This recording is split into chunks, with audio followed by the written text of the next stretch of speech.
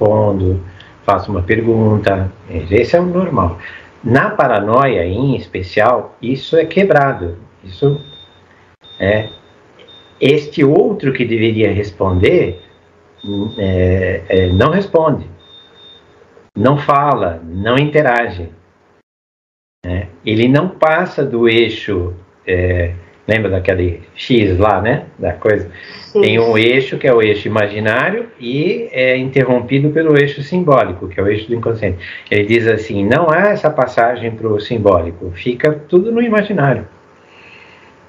E no imaginário, eu mesmo posso falar comigo mesmo, ouvir coisas, ver coisas. Eu não preciso do outro. Estou falando do grande outro, né? O grande outro que é o outro da linguagem, da cultura. Ele diz assim, esse cara cai fora. Né? Por isso que a fala parece uma fala louca, né? Descombinada. Porque, de fato, não está dirigida a ninguém. Tem uma quebra aí que é a quebra do simbólico. Ele diz assim... especialmente quando está alucinando, né? Então, o que acontece? Essas pessoas, como elas tiram esse outro da jogada, elas têm uma dificuldade muito grande de conviver, por exemplo, dentro de uma casa. Toda hora ela está fazendo o quê? Ela está se encontrando com alguma coisa que ela não quer se encontrar. Também é uma realidade psíquica, ele vai dizer. Só que na hora em que esse recalque retorna, aí as manifestações são diferentes. Ele vai deixar claro para nós aqui que são dois tempos. No primeiro tempo, que é, vamos dizer assim, um desencontro com a realidade, aí não é uma realidade psíquica, é a realidade de verdade, alguma coisa traumatiza. Então, se alguma coisa traumatiza, o que eu faço? Eu recalco. Se eu recalquei, já foi para minha memória, vamos dizer assim, vamos chamar isso de memória. Portanto, aquilo já faz parte do quê? Da minha realidade psíquica. Eu não preciso mais reencontrar aquele objeto no mundo real. Ele existe no meu mundo virtual. O primeiro tempo, que é o tempo do trauma, ele é igual para os dois. Ele é igual para todo mundo. Agora ele vai dizer assim, o que a grande sacada do Freud é, quando por acaso esse recalque volta, e ele vai dizer que recalcar e retornar o recalque é a mesma coisa, há um encontro com alguma coisa que me assusta, mexe comigo de alguma maneira, e aí os neuróticos vão reagir de uma forma e os psicóticos vão reagir de outra. Tá. Então, no segundo tempo, que é o tempo do retorno do recalcado, aí ele diz, aí há uma mudança em relação à realidade psíquica, não precisa mais haver a realidade física. Isto. Como é que ele retorna? Ele pode retornar, no caso de uma neurose, com uma obsessão, né, com uma histeria, com uma fobia. Mas mais importante de tudo o que o Freud descobre é que o mundo real já não interessa mais. Segundo tempo é tempo psíquico. Não precisa mais da realidade. Um exemplo que ele vai trazer. Por que é que aparece, estou ouvindo do salsicheiro? Né? O que isto tem a ver com esta pessoa? Qual é a relação que ela tem? Porque é uma alucinação a dois. O exemplo que ele vai trazer agora que é mãe e filha, que estão internadas. Alucinam juntas. Né? As duas alucinam juntas, porque elas vivem juntas. E há uma relação de uma espécie de uma homossexualidade oculta nessa relação, onde o homem não é admitido. E a vizinha tem um caso com esse cara, que aparece, que é o homem que vai falar para ela, sua porca. Ela está falando para ela mesma. Só que ela põe essas palavras na boca do cara. Que ela tanto fala quanto ela age, muitas vezes, sem conexão com a realidade. O Freud dá várias indicações para nós de como é que esta realidade psíquica é formada. Aí aparecem as palavras em alemão lá, né? A afirmação, a rejeição. Como é que nós construímos o nosso mundo psíquico? Que o Lacan vai dizer, o que não foi trabalhado corretamente, né? De uma forma simbólica, retorna numa forma real. Quer dizer, esta projeção que você está falando não é a projeção psicológica que Melanie Klein e os outros analistas trabalham. Ele diz assim, cuidado com essa projeção, né? Mas a forma como você está colocando está muito adequada, né? Alguma coisa que é minha, eu jogo no outro. Assim, tudo é produzido pela própria pessoa. Sim. Tá? Porque ele diz assim, do que trata a análise, a psicanálise? Parece que a psicanálise está tratando da relação da pessoa com o mundo real. Porque quando as pessoas vêm falar com você, né, o analista, elas contam o que está acontecendo com elas no mundo real. Uhum. Tá certo? Eu tenho problema com meu marido, eu tenho problema, sei lá, com meu filho, o meu chefe é um terror, são as histórias que rolam. É disso que nós estamos tratando? O Lacan diz assim, não, sai fora, não é. Nem no neurótico, nem no psicótico, nem em ninguém. Porque nós estamos tratando alguma coisa que já está lá dentro de uma realidade psíquica. Ela pode ser projetada para fora? Pode, mas não é o mesmo mecanismo de projeção que a psicologia está trabalhando. Não é. Ele diz assim, tem alguma coisa que foge, escapa da realidade. Especialmente na psicose, mas na neurose também. Porque aqui ele está tratando o que é igual e o que é diferente. Então ele diz assim, parece que aí nós estamos mais ou menos no mesmo campo, que é o campo da realidade psíquica.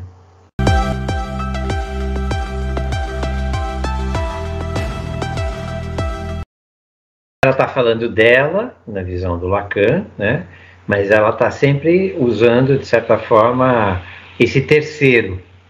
Porque a relação, aparentemente, pelo que ele escreve, né, é muito fechada entre ela e a mãe. E qualquer um que vem de fora é tratado como um intruso. Então, a vizinha vem de fora e ela é inoportuna, ela é intrusa. Vem na hora que não deve, coisas desse tipo. Porque tem uma coisa ali das duas que está completa. Ele fala assim, né, entre elas duas, a coisa funciona. Aparentemente não funciona com qualquer outra pessoa que venha de fora, que tente se intrometer nesta relação. Então ele diz que a mais nova foi casada, né? E que o cara queria cortar ela em rodela. E será que só isso seria um motivo para levá-las a uma internação psiquiátrica? Ele diz, provavelmente não, tem mais coisa aí, né, do que nós estamos tentando compreender, né? Mas com certeza, quando ela está falando, né, a questão da porca, ela está falando dela. Ele chama logo no começo desse diálogo de delírio a dois. Hoje em dia quase não se fala disso, né? Mas às vezes você vê duas pessoas que são delirantes, as duas são paranoicas, delirantes, e elas interagem uma com a outra. E quando elas estão entre elas, está tudo bem.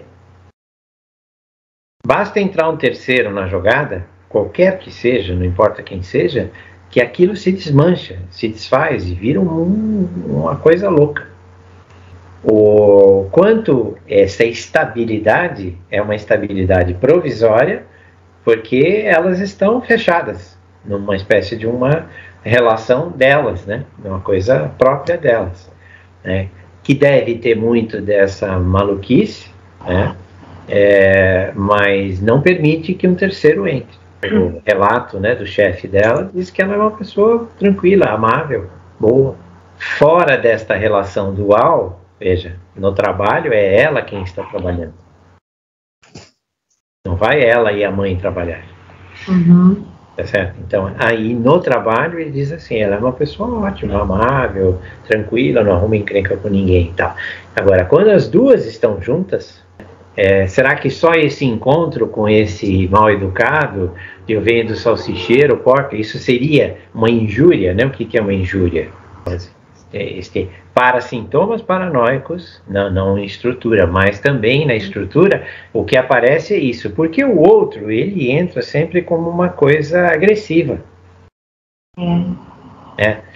Algo que pode prejudicar esta unidade da estrutura. Tá certo? Porque como esta, especialmente na estrutura paranoica, esta unidade, este corpo não está inteiro, ele está em pedaços, quando vem alguma coisa de fora, qual é o grande perigo? É de que alguma coisa vá se desmanchar. O que vem de fora tem este tom de agressividade, de injúria, de mal falado, né, de ofensa. É bastante comum ouvir isso no relato paranoico, ou até mesmo em sintomas de paranoia, né, que podem acontecer em qualquer neurose. Porque ameaça, é essa ameaça que vem de fora. Se eu tenho algum tipo de fragilidade, algum tipo de despedaçamento, este que vem de fora pode ser um que vai me desmontar. Sim, sim. Algo agressivo. No caso do Schreber, daqui a pouco ele vai comentar, ele fala assim, né? Por que o Schreber vai para essa coisa tão, né, de Deus e dessas coisas tão poderosas que iriam acontecer com ele? Ele diz assim, porque ele não tem ele não é integralmente montado. Então ele começa de certa forma, na paranoia dele, a apelar para alguma coisa muito maior.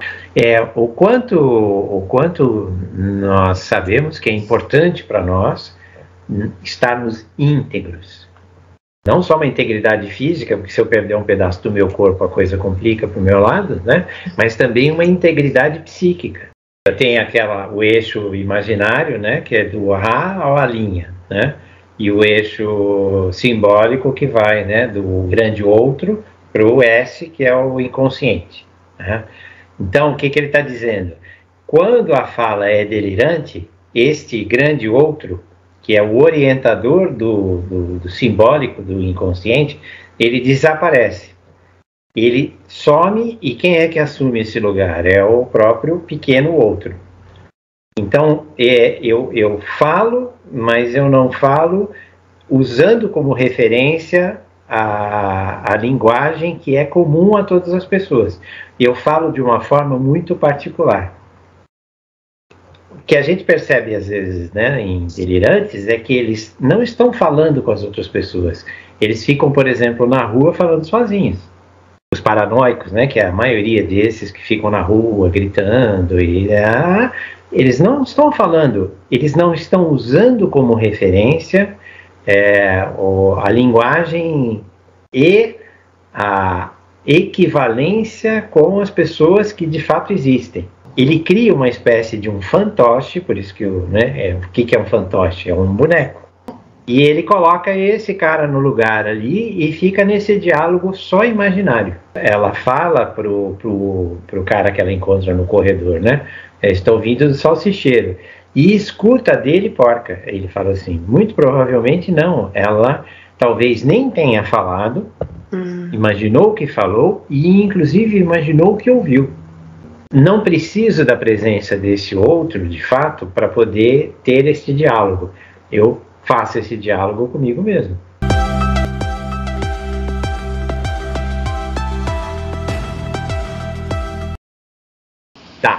Ok. Significante é uma coisa, significado é uma coisa, é outra coisa, e significação ainda é outra coisa, né? Basicamente, significado e significação a gente pode juntar os dois, porque o significado é aquilo que o imaginário consegue atribuir aos objetos. E ele diz assim, este significado não fica parado, ele remete a um outro significado, e remete a um outro significado, e forma uma cadeia de significados, que é a significação. Então, significado é uma coisa, significação é, quando eu falo de boi, eu posso falar de boiada, tá certo? Eu posso falar de novilho, eu posso falar de, sei lá, outros bichos, que tem relação ou tem cara de boi. Um significado nunca está parado. Ele está sempre em relação a outros significados. Vai encadear, depois ele vai detalhar melhor, né? Mas esse encadeamento, como é que esse encadeamento acontece no nível do significado e da significação, nos interessa para poder descobrir qual é o significante ao qual ele está se referindo. Tá vendo? Ele está separando aí, ele está dizendo assim, o significante que vocês não sabem o que é, vocês não conhecem, vocês nunca viram. Ele já está esclarecendo para a plateia dele e fala assim, vocês todos só lidam com significação e significado, porque é o que nós lidamos no nosso dia a dia, na nossa vida. Nós não lidamos com o significante. O significante é alguma coisa que está lá no inconsciente. Nós trabalhamos com o imaginário. O imaginário é uma outra forma de se falar sobre a significação. É o que está disponível de imediato. Nós estamos falando aqui entre nós, vocês estão trabalhando com o seu imaginário. E é o que está disponível de imediato. Ele falou assim, não está aí a solução traumática, não está aí. Talvez tenha alguma coisa também do imaginário, mas aonde é que o traumático está? O traumático está no simbólico, que é essa carga significante. Na verdade, está naquilo que o simbólico não conseguiu recobrir do real. O que garante um pouco esta unidade que nós conseguimos perceber é que compartilhamos o mesmo sistema de linguagem. Então, veja, que ele fala assim, como é que nós conseguimos entender essa maluquice do Schreber? Ele inventa umas palavras novas, né, Nevergang, Sinlimod, porque ele está lá nos delírios dele, mas ele diz assim, fora isso, ele está dentro de um código que é um código comum para todos nós. O alemão, por exemplo, né? E as pessoas conseguiam compreender ele. Só não conseguiam compreender quando ele falava essas palavras malucas que aí as pessoas tinham, não, peraí, essa eu não conheço. Essa é nova para mim, explica. Mas aí ele explicava que era lá os raios de Deus, e tem mais de 100 e tantas palavras que ele cria, né? Quanto essa é a forma da fala do paranoico. O neurótico dificilmente inventa palavras novas. Estou ouvindo do salsicheiro, aí ele fala assim, ela talvez não compreenda o que está dizendo, mas eu posso tentar compreender. Ele fala assim, cuidado com isso, depois ele vai dizer assim, né? O analista não é aquele que compreende.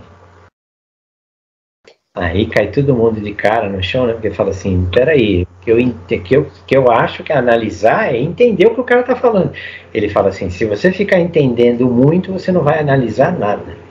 Não tenta explicar muito, porque tem muita coisa que, conforme você vai explicando, você vai escondendo aquilo que poderia estar ali sendo. A diacronia é quando eu estou no meu discurso colocando uma palavra no tempo, uma à frente da outra. Isso é o sentido diacrônico, a diacronia. Mas também tem, na hora em que eu estou discursando, a sincronia, que é qual é a palavra que eu vou usar. Eu falei assim, tem um barulho. Na hora em que eu escolhi a palavra barulho, eu poderia ter escolhido alguma outra? Ruído, som, chiado. O que eu estou fazendo? Eu estou fazendo a sincronia. Quando falta uma palavra nessa sincronia, abre um buraco. Aí é a palavra que pode estar segurando lá, sendo a base daquele recalcado. E aí ou você esquece, ou você faz uma troca que não é adequada. Ao invés de falar de barulho, eu falo de uma chuva. Peraí, por que fala chuva? Ah, chuva não, é chiado. Não, mas peraí, antes de falar chiado, você falou chuva. O que tem a ver essa história da chuva? Meio que você esquece o que a pessoa estava falando e pega a chuva. O que é que tem a ver essa história dessa chuva que aí não tinha... Está fora do contexto. Saiu do contexto da sincronia porque alguma coisa interferiu. Alguma coisa deste real faltante lado simbólico interferiu. O significante ele é composto de sonoridades. Essa é a grande base do significante. O que é falar?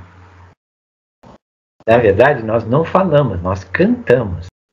Então, é essa composição sonora, né? Na hora em que eu estou falar, eu estou emitindo, eu estou musicando alguma coisa. Claro que a gente não pensa nisso, né? Mas quando você escuta um cantor cantando uma música, ele não está fazendo outra coisa além de falar. Mas aqui ele está dizendo assim, a única fonte que nós temos, e que bom que temos, é o livro do Schreber e a análise que o Freud fez sobre o livro. Tá certo? Ele diz assim, são duas joias, duas coisas que nós não podemos deixar de olhar, né? Porque são o paranoico se declarando paranoico e escrevendo sobre a sua paranoia. Olha, né, que coisa fantástica, né? E o Freud, que era o cara que estudava, né, a neurose, basicamente, não estudava a paranoia, fazendo uma análise sobre esse livro. Ele diz assim, vamos continuar nessa, porque tem coisa aí muito importante, né? Vamos ficar só nisso? Não. Vamos aproveitar para dar um passo a mais. É o que ele diz, né? Tem aí uma riqueza, ele está fazendo relação com aquele sistema L, né? Ele fala, nós temos mais componentes na nossa mão agora do que o Freud tinha. Então nós podemos ir mais adiante. Né? Com essa separação do real, do simbólico e do imaginário, Lacan dá um passo enorme para interpretar Freud. E teorizar indo além do que o ponto até onde Freud foi.